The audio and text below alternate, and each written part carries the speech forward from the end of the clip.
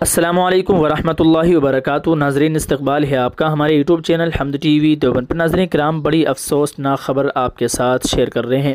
ناظرین، یہ خبر سن کر یقیناً روح کانپ اٹھی۔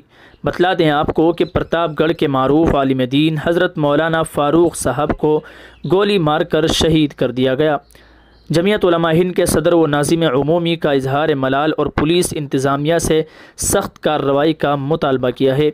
ناظرین، آپ کو بتلا دیں کہ آج 8 جون 2024 کو یہ خبر انتہائی رنج و غم کے ساتھ سننے کو ملی۔ آپ کے ساتھ ہم اس خبر کو شیئر کر رہے ہیں۔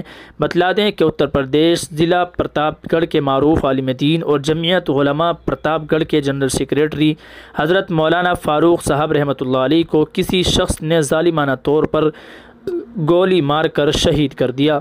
انا للہ و انا الیہ راجعون۔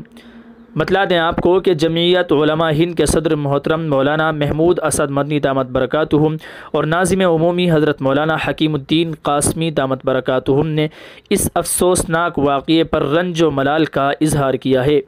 ناظم عمومی جمعیت علماء ہند نے بتایا کہ ملت نے ہی نہیں بلکہ ملک نے بھی ایک قابل انسان کھو دیا ہے۔ مولانا موصوف اپنے ضلع میں جمعیت علماء ہند کے مخلص سپاہی تھے۔ آپ کی ایک خوبی یہ تھی کہ لوگوں کے درمیان صلح کرایا کرتے تھے۔ وہ موٹر سائیکل پر سوار ہوتے اور قریہ قریہ لوگوں کے درمیان صلح جوئی کے لیے سفر کرتے، علاقے میں دینی و اصلاحی سرگرمی میں ہمہ تن مصروف رہتے۔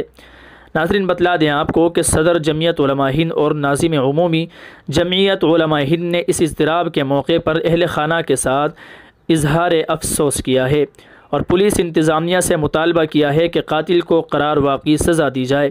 انہوں نے کہا کہ کسی انسان کا قتل در حقیقت پوری انسانیت کا قتل ہے اور قتل و وحشت انگیزی کے مجرمین کو کسی بھی طرح کھلا چھوڑا جانا قابل قبول نہیں ہے۔